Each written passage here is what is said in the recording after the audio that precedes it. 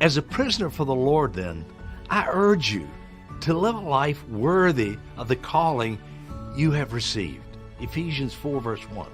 Let's start thinking about sensitivity by focusing on the one thing we absolutely must always be sensitive to: God's calling in our life. This will be the foundation on which we build our lives. Whether that call is to lifelong vocation and ministry, or to act in one specific situation as He would have asked you to act. Our ears must always be open to hear. Our heart must be willing to respond. Where's God calling on in your life? How do you know what it is? The Scripture will always speak to us. Sometimes the words are plain.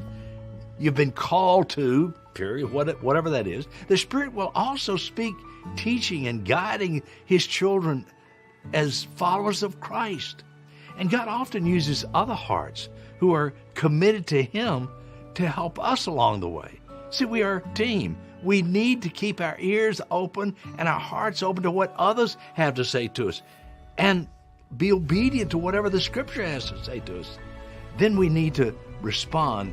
3 times the book of Hebrews tells us, if you hear the voice, do not harden your hearts.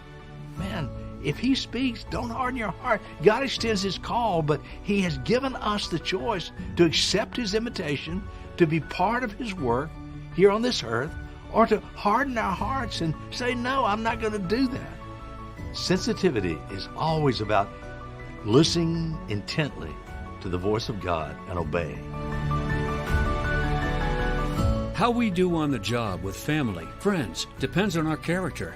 Improve your company or group in 48 ways with Lodestar Guidance. LodestarGuidance.com.